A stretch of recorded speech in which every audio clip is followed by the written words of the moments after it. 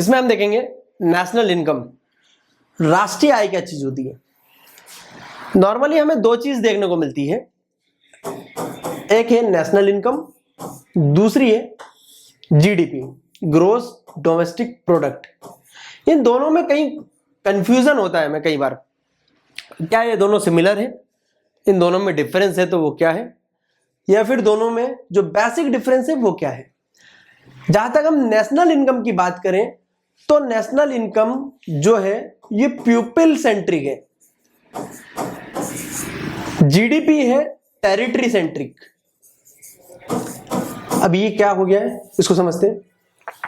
National income भी एक देश की एक पर्टिकुलर ईयर की, एक साल की टोटल इनकम अर्न्ड, जो उसकी कुल इनकम आय अर्न की गई है, इसको कैलकुलेट करता है।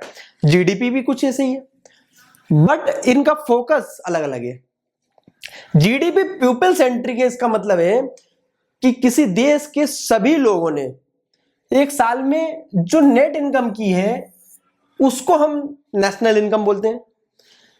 जबकि ग्रोस डोमेस्टिक प्रोडक्ट में एक देश की सीमा, टेरिटरी के भीतर जो नेट प्रोडक्शन हुआ, जो नेट प्रोडक्शन हुआ, कुल जो है प्रोडक्शन हुआ, चीजों को बना या सेल हुआ, किसी टेरिटरी के भीतर, किसी क्षेत्र के भीतर, एक पर्टिकुलर ज्योग्राफी के भीतर, यहां पे जो है टेरिटरी सेंट्रिक है, एक ज्योग्राफी के भीतर जितना भी नेट प्रोडक्शन हुआ वो हम जीडीपी में कैलकुलेट करेंगे।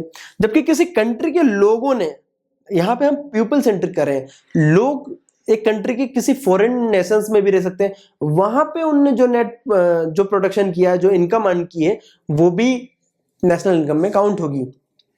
जबकि जीडीपी में वो काउंट नहीं होगी, जीडीपी टेरिटरी सेंट्रिक है। इस चीज को हमें फोकस करना होगा, ये हमारा सेंट्रल पॉइंट है। नेशनल इनकम को अगर हम देखें तो ये total income earned by the people of a country, किसी देश के लोगों के द्वारा, यहां पे पीपल सेंट्रिक है, people of a country in a year, एक साल में टोटल इनकम अर्न्ड। नॉर्मली ये दो तरीके की होती है, nominal national income and real national income. Mostly होता क्या है, नॉमिनल नेशनल इनकम को अगर हम कहें तो ये होता है करंट प्राइस पे नेशनल इनकम कैलकुलेट करना, करंट प्राइस पे नेशनल इनकम को कैलकुलेट करना। करंट प्राइस में इन्फ्लेशन भी आता है।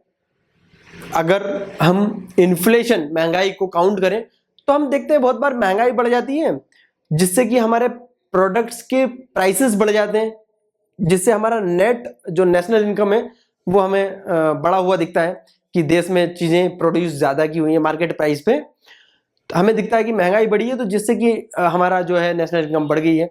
बट एक्चुअल तो नहीं बढ़ी है, हमारी इन्फ्लेशन के कारण हमें दिख रही है कि हमने ज्यादा जो है अमाउंट में चीजों को प्रोड्यूस कर लिया, या फिर ज्यादा amount as a in terms of money हमने ज्यादा अमाउंट में चीजों को प्रोड्यूस कर लिया। ये नॉमिनल नेशनल इनकम, इसमें कि इन्फ्लेशन के इफेक्ट्स को हम इंक्लूड करते हैं।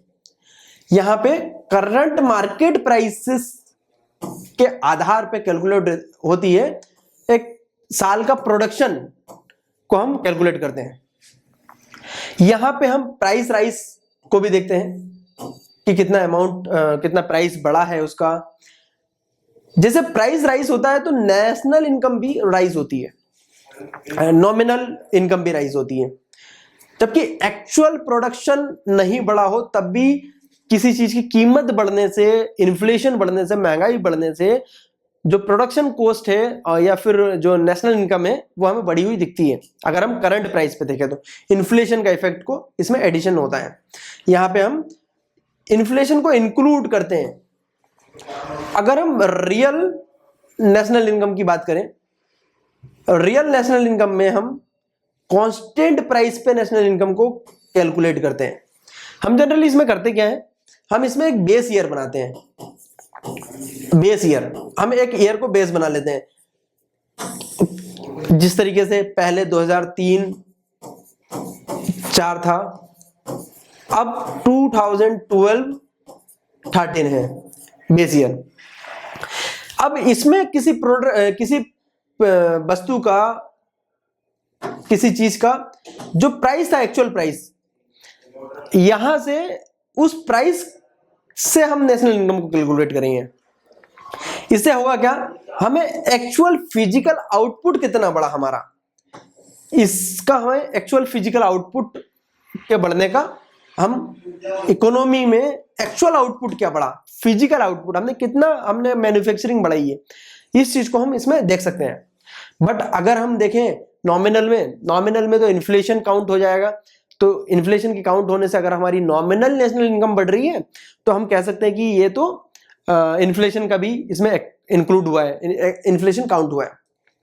बट रियल में इन्फ्लेशन काउंट नहीं होता है। इससे हम एक्चुअल फिजिकल आउटपुट हम देख सकते हैं किसी कंट्री की। यहाँ पे इन्फ्लेशन के इफेक्ट्स को हटा दिया जाता है, इन्फ्लेशन के इफेक्ट्स को काउंट नहीं किया जाता है, क्योंकि यहाँ पे बेस ईयर के जो प्राइसेस होते हैं उसको मेनली रख करके हम नेशनल इनकम को कैलकुलेट करते हैं। इसकी मदद से हमें एक ट्रू पिक्चर मिलती है हमारी इकोनॉमिक्स की। हमें ये पता चलता है कि हमारी इकोनॉमिक्स में प्रोडक्शन कितना बढ़ा हुआ है, हमारी इकोनॉमिक्स में ग्रोथ कितनी बड़ी है, एक ट्रू पिक्चर मिलती है हमारी ग्रोथ की।